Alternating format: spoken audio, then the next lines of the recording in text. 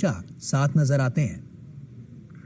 बिल्कुल, और ये लगातार हम इस बात को देख रहे हैं कि prime minister Narendra Modi ground zero पर जाकर के मुलाकात कर रहे हैं। इससे पहले भी अगर आप रिकॉल करें कि गुजरात में जब ट्रैजिक इंसिडेंट हुआ था, फायर इंसिडेंट हुआ था, तब भी prime minister Narendra Modi ground zero पर जाते हैं, वहां पर लोगों से मुलाकात करते हैं। इससे पहले जब उड़ीसा, वेस्ट बंगाल के अंदर साइक्लोन हिट किया था, इस तरह के जब डिजास्टर्स आए थे, तो वहां भी prime minister Narendra Modi ground zero पर जाते हैं और वहां पर पूरी सिचुएशन को समझते हैं।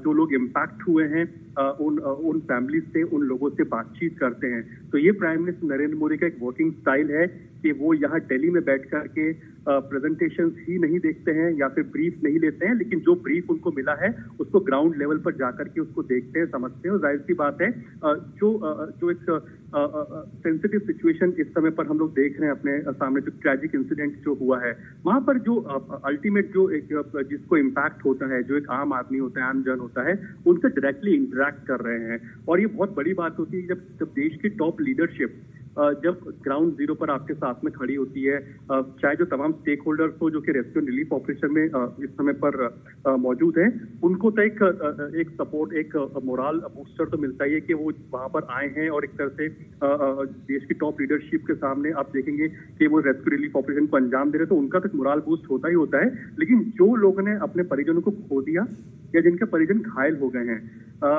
उन लोग को काफी संबल प्रदान होता है, बहुत सपोर्ट मिलता है, एक इमोशनल सपोर्ट बहुत मायने रखती है ऐसे समय में, क्योंकि हम जानते हैं कि ये वो समय होता है जिन लोगों ने अपने करीबियों को खो दिया इस इंसिडेंट के अंदर। वहां पर अगर देश की टॉप लीडरशिप आपसे आके मिल रही है, आपसे बातचीत कर रही है, कि इमोशनल सपोर्ट आपको देने की कोशिश कर रही है, तो ये एक बड़ी बात होती है, एक बड़ा जेस्चर होता है। फाइनेंशियल ठीक है अरुण, आपको रोकना चाहूंगा। अब बता दें अपने दर्शकों को कि बालासोर के अस्पताल में रेल दुर्घटना में घायल हुए लोगों से प्रधानमंत्री मोदी ने मुलाकात की, जिसकी तस्वीरें आपके सामने हैं, और उनका हालचाल जाना।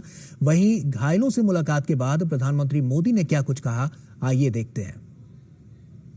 कल शाम को एक भयंकर हादसा हुआ। असह्य वेदना मैं अनुभव कर रहा हूं और अनेक राज्यों के नागरिक इस यात्रा में कुछ न कुछ उन्होंने गंवाया है। जिन लोगों ने अपना जीवन खोया है, ये बहुत बड़ा दर्दनाक और वेदना से भी परे, मन को विचलित करने वाला। जिन परिवारजनों को इंजरी हुई है, उनके लिए भी सरकार उनके उत्तम स्वास्थ्य के लिए कोई कोर कसर नहीं छोड़ेगी। जो परिजन हमने खोए हैं वो तो वापस नहीं ले पाएंगे, लेकिन सरकार उनके दुख में, परिजनों के दुख में उनके साथ है। सरकार के लिए ये घटना अत्यंत गंभीर है। हर प्रकार की जांच के निर्देश दिए गए हैं और जो भी दोषी पाया जाएगा उसको सख्त से सख्त सजा हो, उसे बख्शा नहीं जाएगा।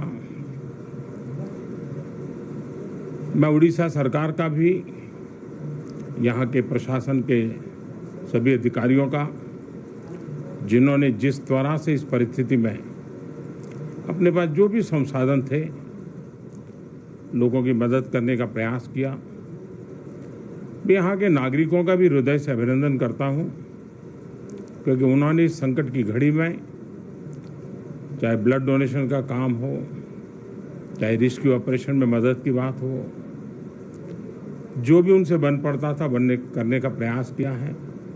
खास करके इस क्षेत्र के युवकों ने रात भर मेहनत की है। मैं इस क्षेत्र के नागरिकों का भी आदरपूर्वक नमन करता हूं कि उनके सहयोग के कारण ऑपरेशन को तेज गति से आगे बढ़ा पाए रेलवे ने अपनी पूरी शक्ति, पूरी व्यवस्थाएं रेस्क्यू ऑपरेशन में,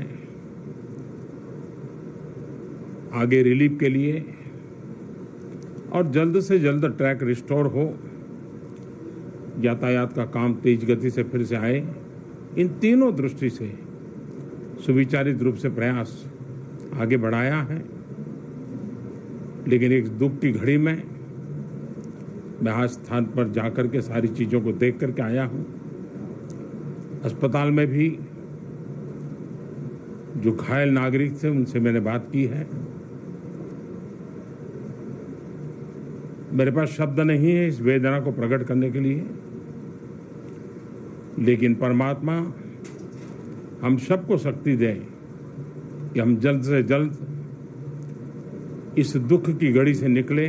मुझे पूरा विश्वास है